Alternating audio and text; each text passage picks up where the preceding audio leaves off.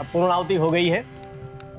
आप परिवार के लोग भोजन के पहले ये प्रसाद ग्रहण कर लीजिए। लीजिए।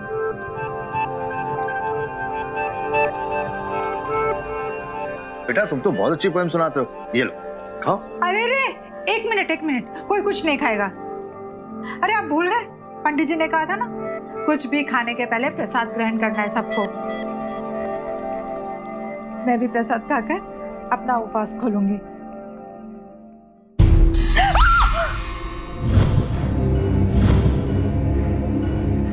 गायत्री, संभालो अपने आप को।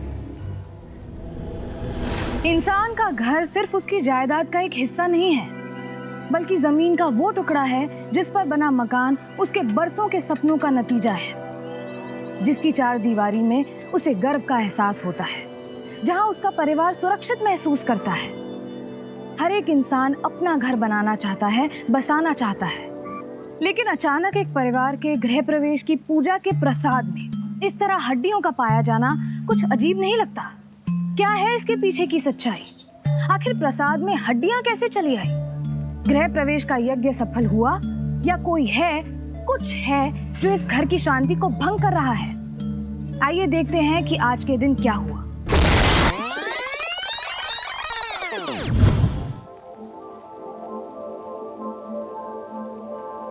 अरे भाई थोड़े फूल उस तरफ भी लगाना, खाली खाली ना लगे। अच्छा लग रहा है ना? बहुत सुंदर लगा। गायत्री भवानी शंकर, ये देखो, ये घर मैंने तुम्हारे नाम कर दिया है गायत्री। एक बात तो माननी पड़ेगी कि आपने मेरा अधूरा सपना पूरा कर दिया, मेरे अपने घर का। इस बात के लिए मैं हमेशा आभारी रहूंगी। आभार तो मुझे तुम्हारा मानना चाहिए। अगर तुम नहीं होती तो मैं सब कुछ नहीं कर पाता। मैं तो हमेशा बॉर्डर पर रहता था। बच्चों को तुम्ही ने तो बड़ा किया है, उन्हें अच्छे संस्कार दिए, अच्छी शिक्षा दी, है कि नहीं? सही कहा पापा, माँ ने हमें आपकी कमी महसूस होने ही नहीं दी कभी। अरे भाई सारा लाड़ प्यार यही करते रहोगे, पूजा का भी जो देखना है। चलो चलो अंदर चलो। भाई जल्दी जल्दी हाथ चलाना जरा, आ जाओ।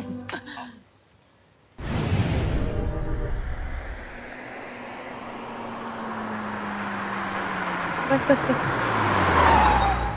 माही, आओ माही आओ। अच्छा, नमस्ते बेटा, नमस्ते। खुश रहो, बस बस बस। नमस्ते पापा। बस बस बेटा, खुश रहो। आने में कोई परेशानी तो नहीं हुई? नहीं पापा, बस अब आपकी बेटी के सामने तो सारी परेशानियां फीकी पड़ जाती हैं। तुम मेरी तारीफें करो, मैं चली मम्मी के पास। ठीक है बेटा। 1 किलो घी हो जाएगा या? हो जाएगा। माँ, माहिर, कैसी है मेरी बच्ची? मैं तो ठीक हूँ माँ, आप कैसी हैं? मैं भी अच्छी हूँ।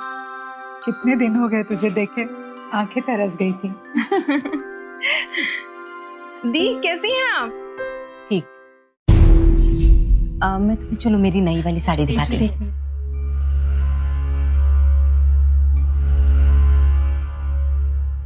नमस्ते मम्मी। अरे खुश रहो। नमस्ते भैया। माही, तुम चलो बेटा, फ्रेश हो जाओ। हाँ माँ। वक्रतुंड महाकाय सूर्य कोटि समप्रभ निर्विघ्नं कुर्म देवः सर्वकार्येषु सर्वदा। ओम गण गणपते नमः स्वाहा।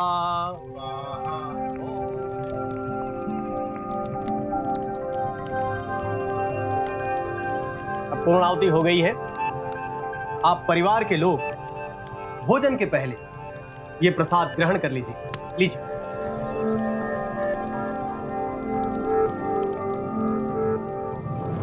अब बिट्टू हम सबको एक पोएम सुनाएगा। चलो Bittu. Twinkle, twinkle, little star. अरे देखो भाई, How I wonder what you are up up above above the the world so high, like a diamond in the sky. Clap clap clap clap. बेटा तुम तो बहुत अच्छी पोएम सुनाते हो, ये लो खाओ। अरे रे, एक मिनट, कोई कुछ नहीं खाएगा। अरे आप भूल गए, पंडित जी ने कहा था ना, कुछ भी खाने के पहले प्रसाद ग्रहण करना है सबको। मैं भी प्रसाद खाकर अपना उपवास खोलूंगी।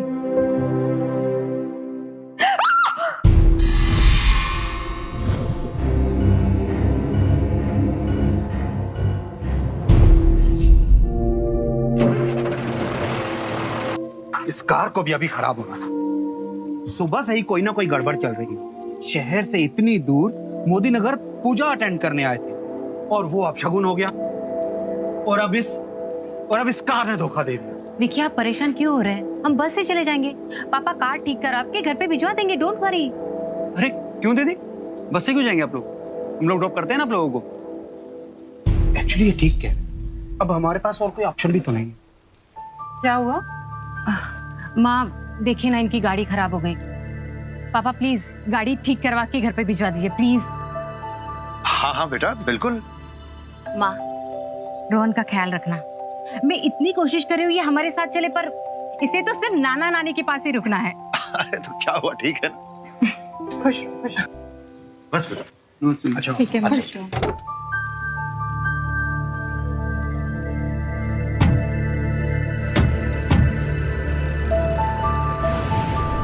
बस बस बस।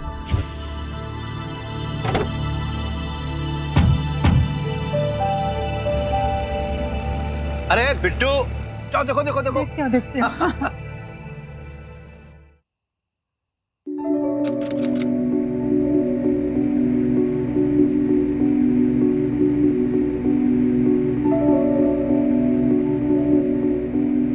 अरे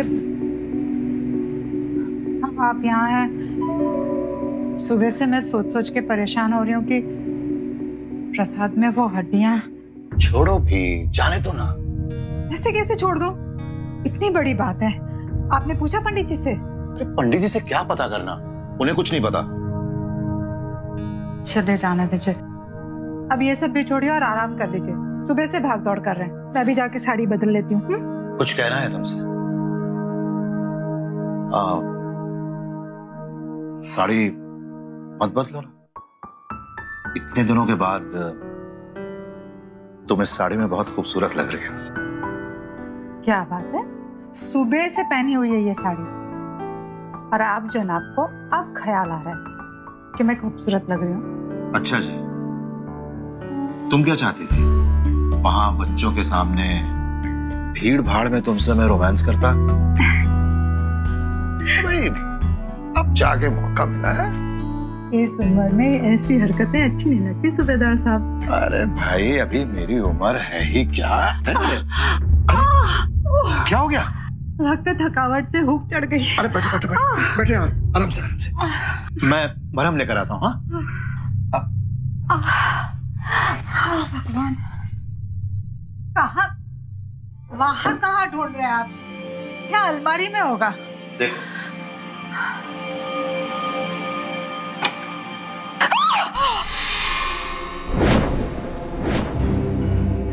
हे भगवान।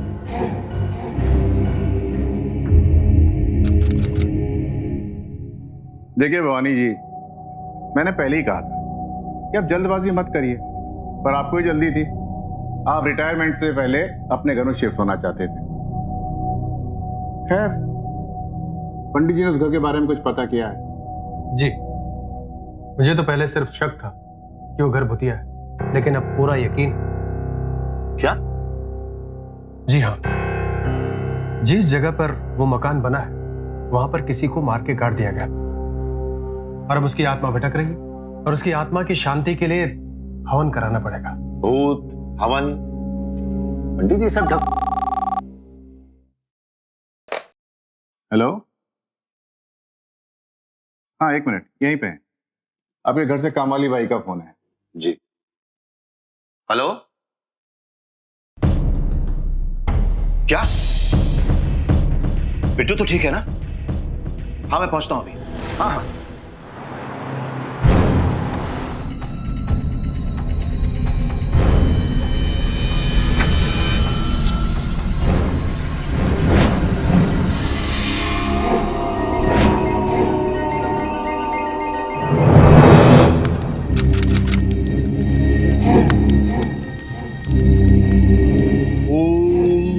चामुंडाय विश्वे, ओम ह्रीं क्लीं चामुंडाय विश्वे नमः। ओम ह्रीं क्लीं चामुंडाय विश्वे नमः।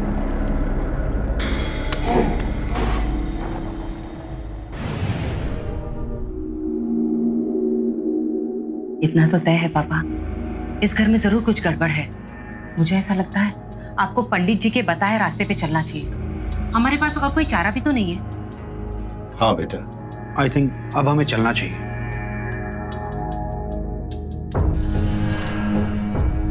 धोनी, ये पंडित जी कह रहे हैं कि इस घर में इतनी जल्दी शांति नहीं होगी। क्या मतलब गुप्ता जी? तांत्रिक बाबा का कहना है कि इस घर में एक दो नहीं बल्कि कई आत्माओं का प्रकोप है। एक दिन के यज्ञ करने से कुछ नहीं होगा, मुक्ति नहीं मिलेगी। तो फिर कम से कम 21 दिन यज्ञ करना होगा। कुछ समझ में नहीं आ रहा है। इधर पंडित जी 21 दिन के यज्ञ की बात कर रहे हैं और उधर कल ही मुझे ड्यूटी ज्वाइन करनी है। आखिर 3 महीने की नौकरी का सवाल है। लेकिन मैं यहाँ अकेले कैसे रहूंगी? हाँ, ये बात तो है। तुम भी मेरे साथ क्यों नहीं चलती हो? मेरा एक क्वार्टर तो है ही, तुम भी 3 महीने तक वहां रह लेना। तब तक शायद यहाँ भी सब कुछ ठीक हो जाए, फिर रिटायरमेंट के बाद हम लोग एक नई शुरुआत करेंगे। आप कह तो ठीक रहे हैं, लेकिन फिर वो पंडित जी ने कहा था ना 21 दिन का यज्ञ, उसका क्या होगा?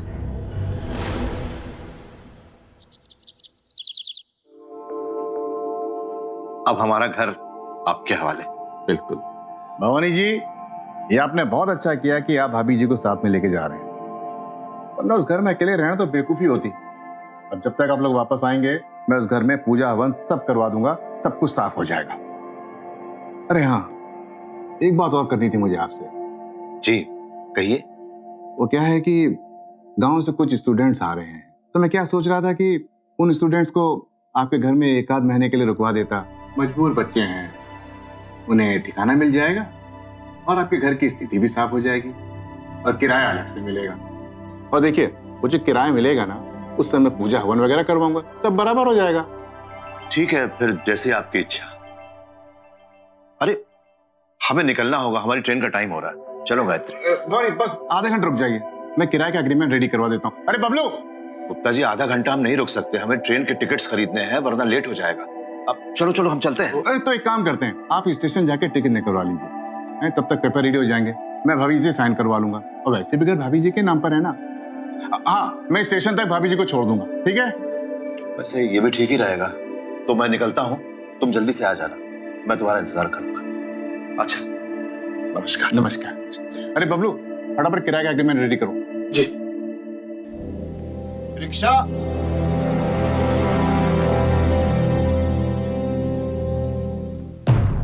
सूबेदार भवानी शंकर अपने घर की सारी जिम्मेदारी गुप्ता को सौंपकर 3 महीने के लिए चले तो गए, ये सोचकर कि जब वो वापस लौटेंगे तो सब कुछ ठीक हो चुका होगा और वो अपनी जिंदगी की नई शुरुआत करेंगे। लेकिन क्या ये इतना आसान था जितना सोचने में लग रहा था? अक्सर हम दूसरों पर इतना ज्यादा भरोसा कर लेते हैं कि अपनी सबसे अनमोल चीजें भी उनके हवाले कर देते हैं। भरोसा करना गलत नहीं है, पर उस भरोसे की बुनियाद पक्की होनी चाहिए, सच्ची होनी चाहिए।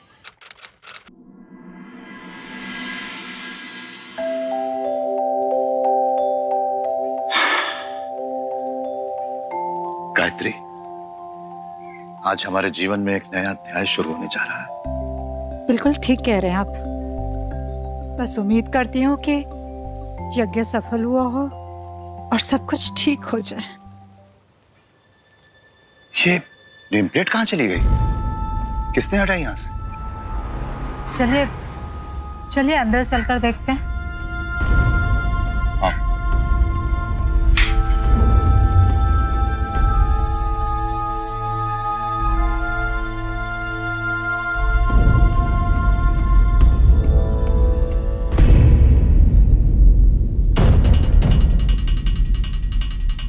अरे एक मिनट सुनिए। कौन थी वो औरत? अरे कौन है भाई? अरे सूबेदार साहब, भाभी जी नमस्ते नमस्ते, स्वागतम स्वागतम, आइए आइए आइए आइए आओ गायत्री, आइए, बैठिए।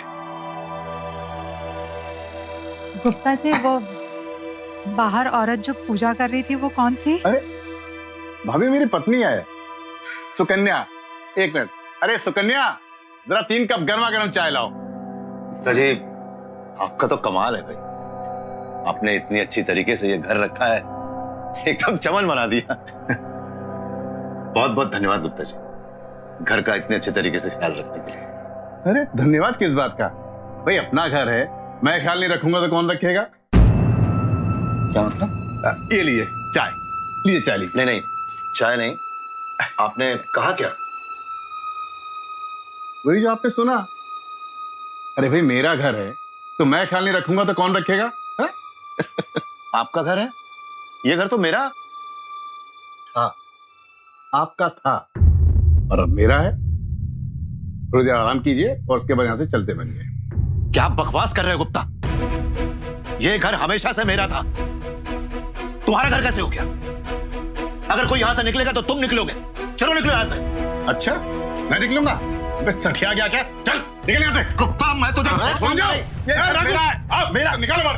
चलो चलो चल चल। सुबेदार गुप्ता गुप्ता गुप्ता, मैं ऐसे हार मानने वालों में से नहीं हूं। इस देश का कानून अभी इतना कमजोर नहीं हुआ है गुप्ता। ये घर मेरा है, मैं इसे लेकर रहूंगा।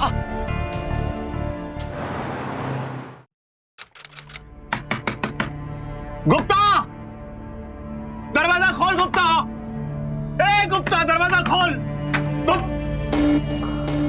क्या है? फिर आ गया तू? कित? अरे डॉक्टर साहब, क्या बात है? अरे आपने कोई तकलीफ की, मुझे बुलवाया था, मैं आ जाता। आइए आइए ना, आइए। मिस्टर गुप्ता जी। सूबेदार साहब ने ये शिकायत लगाई है कि ये बंगला उनका है और आपने इस पर जबरदस्ती कब्जा कर रखा है। क्या है इंस्पेक्टर साहब, कोई भी कुछ भी शिकायत लेकर आता है और आप पलटा लेकर आ जाते हो। ये बंगला इनका था, लेकिन मैंने बाकायदा 20 लाख रुपए देकर 3 महीने पहले इनसे खरीदा है। क्या झूठ है ये? अच्छा झूठ है? एक मिनट, ये देखिए इंस्पेक्टर साहब, ये है घर के कागजात। ये बंगला इनकी धर्मपत्नी गायत्री देवी के नाम पर है और ये देखिए, ये इनके हस्ताक्षर। ये तो हो गया? ठीक है, तुम जाओ।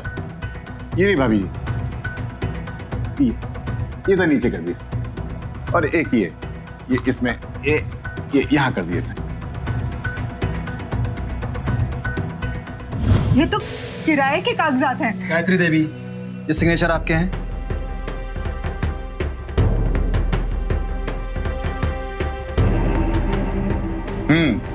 हो गई तसल्ली सूबेदार जी? इंस्पेक्टर साहब, ये आदमी धोखेबाज है, इसने धोखा किया हमारे साथ। सूबेदार साहब, मैं कुछ नहीं कर सकता, सबूत हमारे पास है। हाँ, इस केस को अगर आप कोर्ट कचहरी तक लेके जाना चाहते हैं तो अलग बात है, वरना जो सबूत है वो तो यही कह रहे हैं कि ये घर गुप्ता जी का है।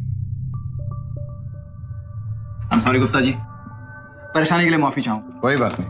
आई एम सॉरी सूबेदार साहब। चलो। अरे लेकिन क्या चाय पानी लाऊं क्या? चलो चलो यहां से। गुप्ता, अरे निकलो दरवाजे से बाहर। गुप्ता, चल यहां से बाहर, चल जाके कोर्ट के दरवाजे खटखटा।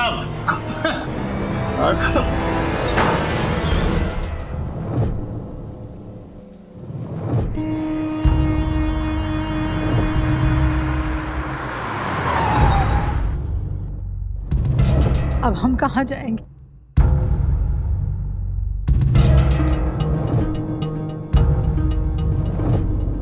मालिनी को फोन करो ना आप।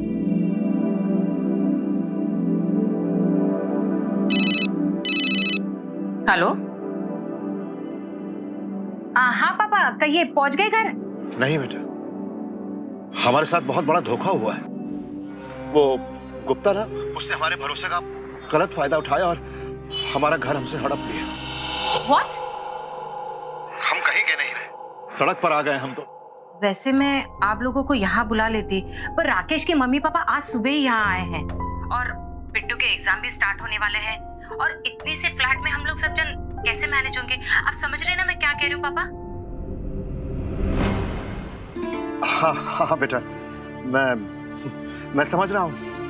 तुम कोई चिंता मत करो बेटा, हम लोग इंतजाम कर लेंगे, ठीक है?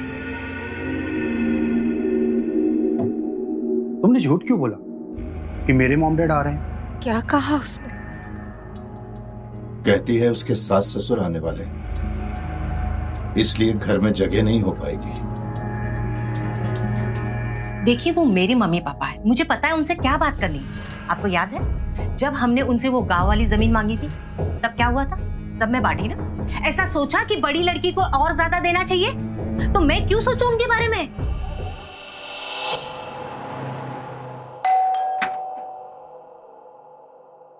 पापा,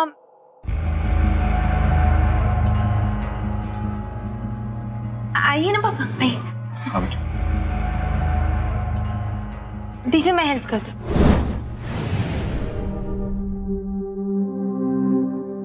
मम्मी,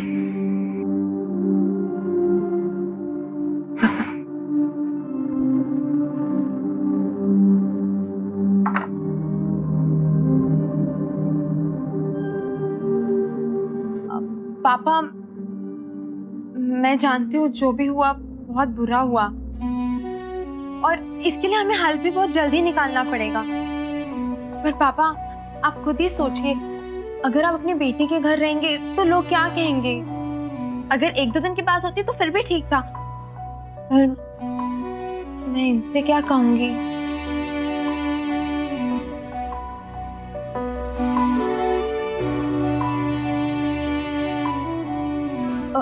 पापा, आप समझ गए ना? हाँ बेटी, मैं सब समझ रहा हूँ। अब पापा, मैं आपके लिए कुछ खाने के लिए लेके आती हूँ। तुम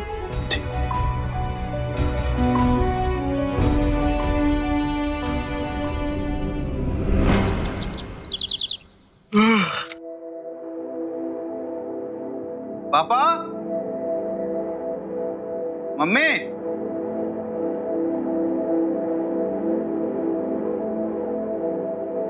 पापा, अनीता, क्या हुआ? क्या हुआ? सुबह सुबह क्यों चिल्ला रहे हो? यार लगता है तुम्हारे मम्मी पापा कहीं चले गए। चले गए? अरे तो ठीक है ना, समझ गए होंगे वो भी।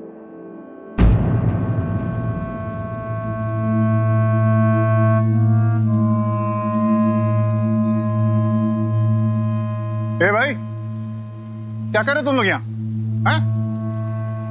गुप्ता जी, मैं हाथ जोड़ता हूँ आपके साथ, ये हमारा घर हमें वापस कर दीजिए। अरे पागल हो गया क्या? हम बुढ़ापे में कहाँ जाएंगे?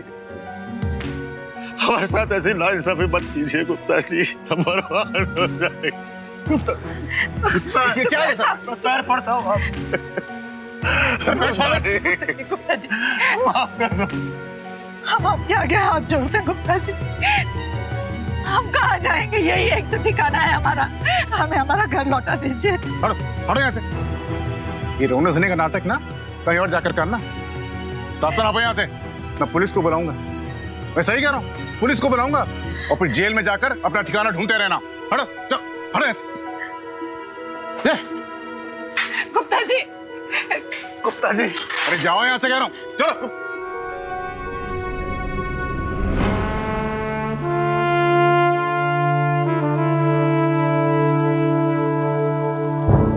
सरहद पार देश की रक्षा के लिए जिस इंसान ने अपनी पूरी जिंदगी निकाल दी, आज उसी की रक्षा के लिए, उसी के हक के लिए कोई खड़ा नहीं था। उसके अपने बच्चे भी नहीं।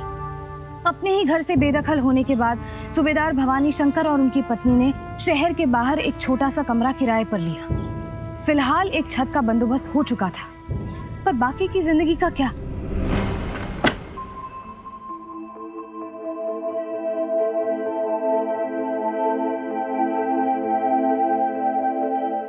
सुनिए, इस हालत में हम लोग कब तक गुजारा कर पाएंगे? क्यों ना हम माही को... नहीं गायत्री, उनकी अपनी गुजर बसर ही ठीक तरीके से हो जाए, यही अच्छा रहेगा। हमारा यह हाल सुनकर वो टूट जाएगी। उन्हें इन सबसे दूरी रखना चाहिए। तो क्या करें? वही जो हमेशा से करते हैं, लड़ाई।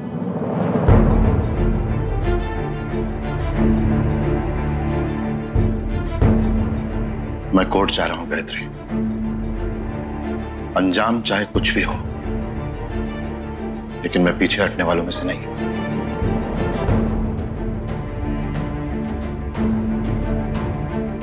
एक मिनट, ये लीजिए दही शक्कर। दही शक्कर तो तुम मुझे तब खिलाया करती थी जब मैं रणभूमि में जाया करता था। जी, आज आप अपनी भूमि को पाने के लिए जो लड़ाई लड़ने जा रहे हैं, ये उसके लिए है।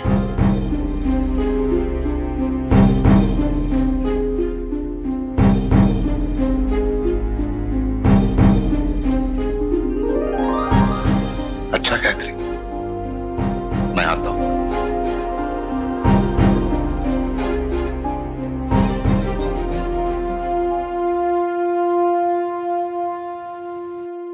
दीवानी मुकदमा है सूबेदार साहब, उम्र निकल जाएगी लेकिन तारीख नहीं मिलेगी। नाती पोते तक लड़ेंगे। तो फिर मैं 2-1 तारीख में फैसला निकलवा सकता हूं, लेकिन थोड़ा खर्चा करना पड़ेगा। कितना वकील साहब? कोई 1.5-2 लाख।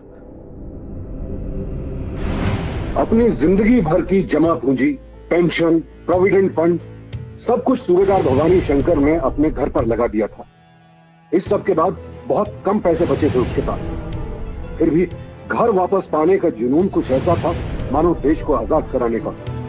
और सूबेदार ने बाकी के पैसे अदालत पर खर्च कर दिए और आखिरकार फैसले का दिन आ ही गया। सेल डीड पर श्रीमती गायत्री देवी के हस्ताक्षर से यह साफ जाहिर होता है कि श्री केशव गुप्ता ने उनसे यह घर नगद 20 लाख में खरीदा था। इसलिए अदालत की नजरों में सूबेदार भवानी शंकर का श्री केशव गुप्ता पर लगाया हुआ इल्जाम बेबुनियाद है।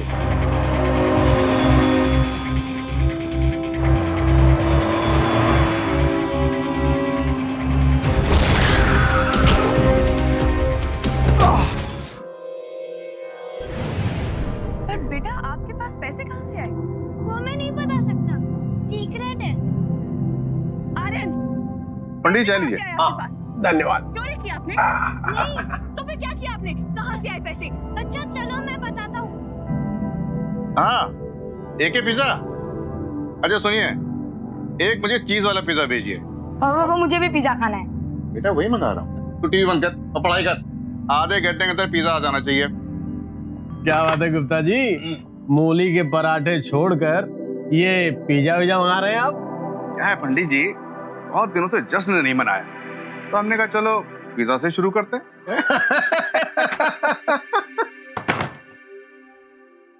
कौन है भाई? अरे कौन है, अंदर आ जाओ।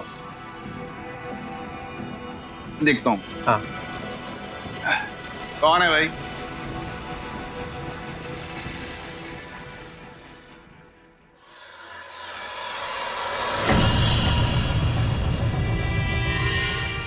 ओह तू फिर आ गया? हाँ, फिर आ गया। और अब मैं आता रहूंगा। मैं मर भी जाऊं तब भी तुम लोगों का पीछा नहीं छोड़ूंगा। मेरी आत्मा तुमसे बदला लेगी और ये घर जब तक मेरा नहीं हो जाता, मैं तुम्हें छोड़ने वाला नहीं गुप्ता। याद रखना।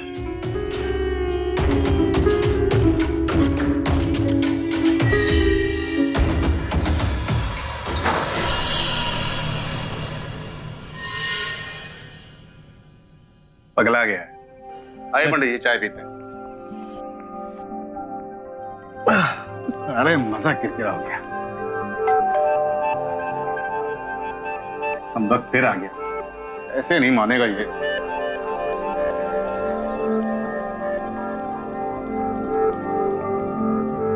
पिज्जा आ गया आपका?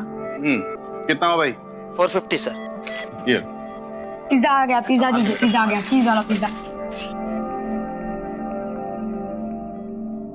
मम्मी,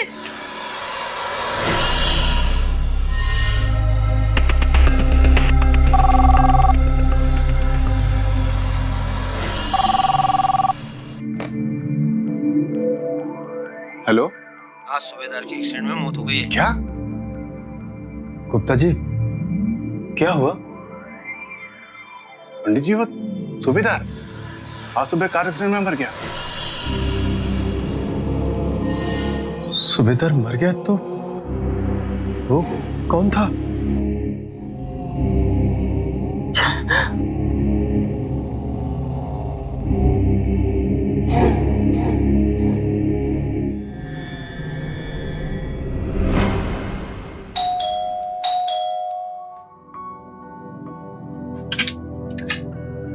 अरे आप आ गए, जल्दी आ गए।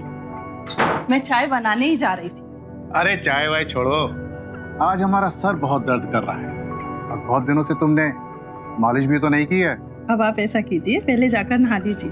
ठीक है भाई, हम नहा के आते हैं, आप मालिश की तैयारी कीजिए। अरे दर दर दर दर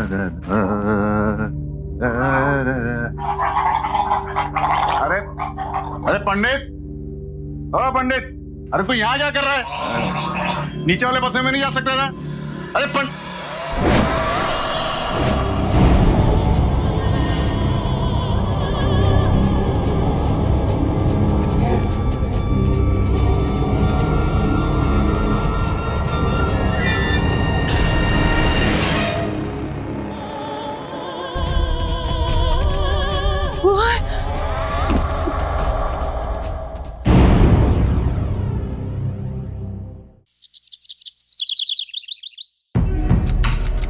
सुकन्या, ये क्या कर रही हो तुम? कहाँ जा रही हो?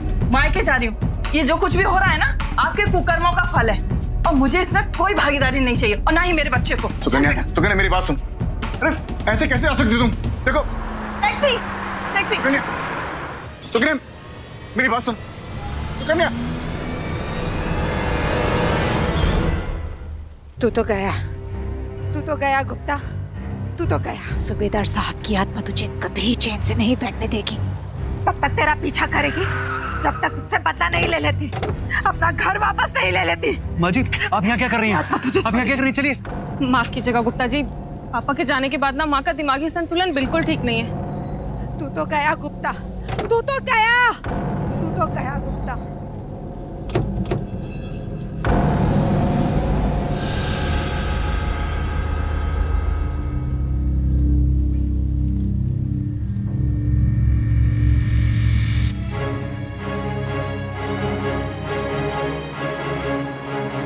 तुम तो कमाल की एक्टिंग करती हो गायत्री।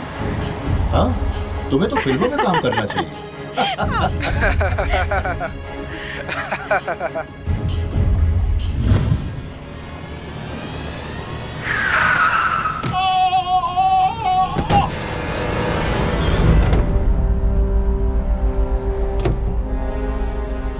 पापा, पापा, रजत, पापा आप ठीक तो हैं? हाँ, पापा, आपको कहीं चोट तो नहीं लगे पापा? नहीं बेटा, मैं ठीक हूँ। ये फाइल। अरे पापा, कहाँ हैं आप लोग? मैंने कितना ढूंढा आपको और माँ जी को। वो गुप्ता, वो मुझसे कह रहा था कि आप लोग लौट आए और वो घर आपने बेच दिया है। तो मैंने दीदी को फोन किया, तब मुझे पता चला कि आप लोग किस मुसीबत में फंस गए। बेटा मैं। पापा आप कुछ मत कहिए, आप मेरे साथ घर चलिए, हम लोग वहीं बैठकर सारी बातें करेंगे। और माँ जी कहाँ हैं? माँ जी को भी साथ लेकर चलिए। पर बेटा पापा पर कुछ नहीं, आप दोनों मेरे साथ चल रहे हैं और अब आप दोनों हमारे साथ ही रह गए बस। और पापा रही बात उस गुप्ता की, तो आप चिंता मत कीजिए कि वो घर तो हम उससे हासिल करके ही रहेंगे, फिर चाहे कुछ भी हो जाए। बेटा मैं तुम लोगों का धन्यवाद कैसे अदा करूं? पापा जी, ये वक्त धन्यवाद अदा करने का नहीं है, ये वक्त है प्लान के अगले पड़ाव का।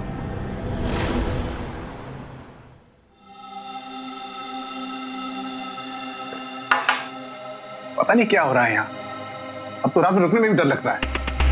पंडित जी कुछ कीजिए आप। पंडित जी आप मेरे लिए यज्ञ कर डालिए, यज्ञ।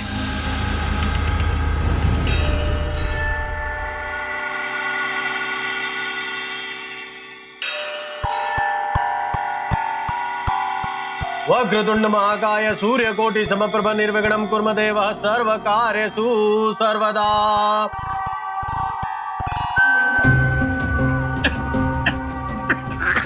ये धुआं कहां से आ रहा है? कुछ दिखाई नहीं दे रहा है। अरे गुप्ता जी,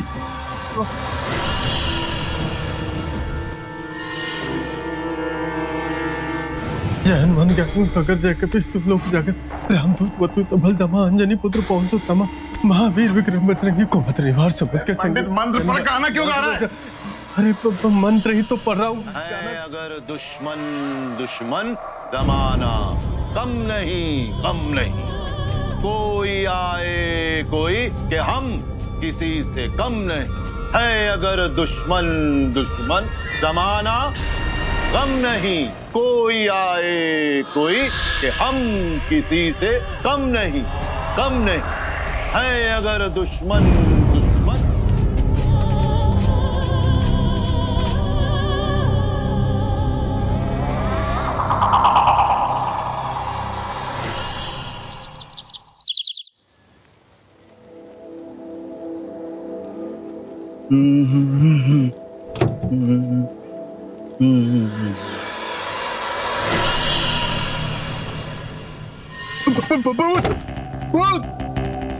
बचाओ बचाओ बचाओ बचाओ भाई। अरे क्या हुआ मेरी गाड़ी में भूत है। कहाँ भूत है गाड़ी में मेरी गाड़ी क्या गुप्ता जी, ये तो कंकाल है। अरे कोई मजाक किया होगा गुप्ता जी। कंकाल क्यों ना यहाँ भूत था पहले। अरे जी कोई मजाक किया होगा। चलिए ये बेटी जी आपने तो कमाल कर दिया, आपने तो बड़ी जल्दी कंकाल वहां बैठा दिया। पापा जी कमाल तो भी और होने वाले हैं। अरे अरे अरे अरे अरे अमित भाई अरे माफ करना, थोड़ा लेट हो गया। क्या रास्ते में ट्रैफिक बहुत है ना। ये एडवांस का पैसा लाया था, 5 लाख कैश है, अब गिन लीजिए। ठीक है। काफी देर से मैं इंतजार कर रहा था, जरा पान की तलब लगी है, मैं जरा खा के आता हूँ। आ जाइए, आराम से खा के आइए।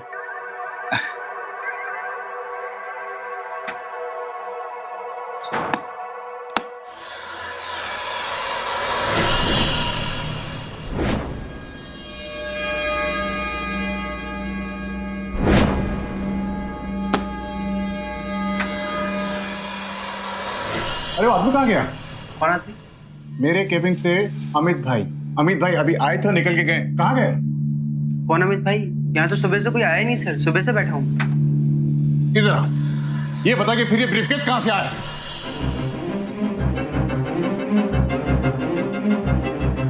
एक काम कर, पंडित जी को बुला के ला। पंडित जी तो नहीं है। नहीं है?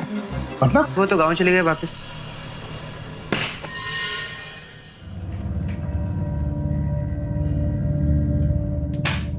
सर मुझे मालूम है आप परेशान हैं, और आपकी परेशानी का हल भी है मेरे पास।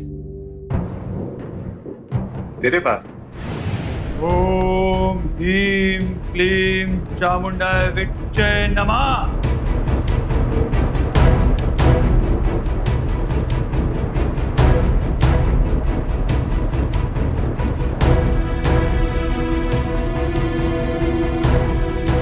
ओम ह्रीं क्लीं चामुंडाय विच्चे नमः।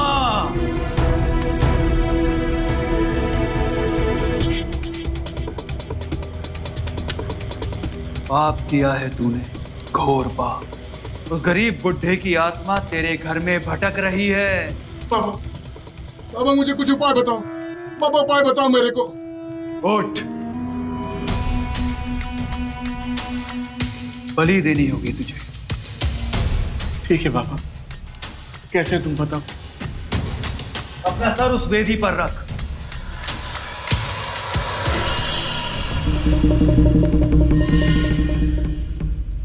ठीक इसी तरह तुझे बलि के बकरे का सर इस पे रखना होगा, और उसके बाद इस तरह से यहां लगाना होगा। मुझे बचाओ,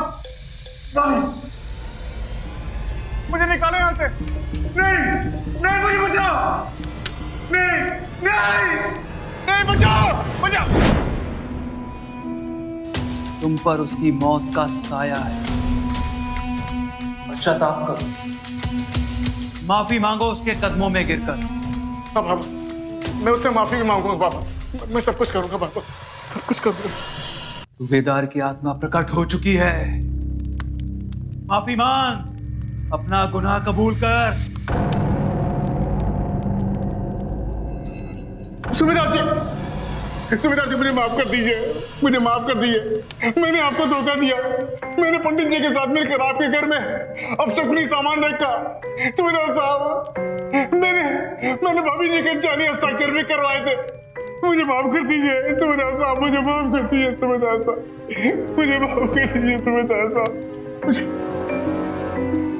मुझे माफ कर दीजिए सूबेदार साहब, मुझे माफ कर दीजिए।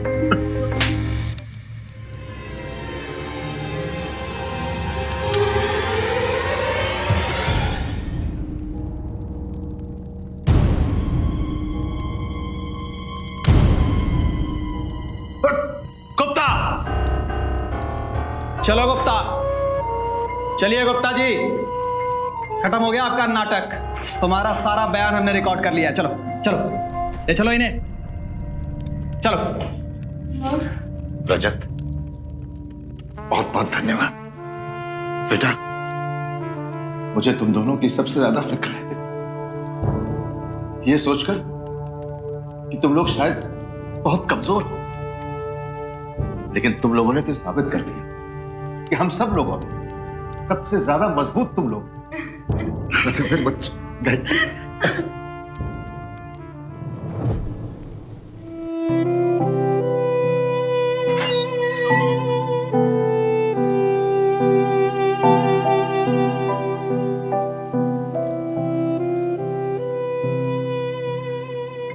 प्रॉपर्टी डीलर गुप्ता और पुजारी को धोखाधड़ी के लिए आईपीसी की धारा 420, 417, 468 और आपराधिक षड्यंत्र रचने के लिए आईपीसी की धारा 120B के तहत 7 साल की सजा सुनाई गई। दोस्त, परिजन, क्लाइंट्स, किसी भी करीबी पर आंख मूंद कर भरोसा करना अक्लमंदी की बात नहीं है। कानूनी दस्तावेज भले कितने ही कठिन हो, उन्हें पढ़कर हर धारा, हर परिच्छेद को समझे बगैर किसी भी कानूनी दस्तावेज पर दस्तखत नहीं करना चाहिए। ऐसे फैसले जल्दबाजी में या खुद से करने की बजाय परिवार के दूसरे सदस्यों से विचार विमर्श के बाद करने में ही समझदारी है। परिवार से बढ़कर हितैषी और कौन होगा। सूबेदार साहब को ये बात समझने में थोड़ा वक्त जरूर लगा, पर जिस तरह उन्होंने अपनी बेटी और दामाद की मदद से ये लड़ाई लड़ी, वो वाकई में सराहनीय है। धोखे से बचने का सिर्फ एक ही तरीका है, सतर्क रहना, सावधान रहना। सावधान इंडिया, फाइट बैक नाउ, क्योंकि इस बार सवाल है आपके परिवार का।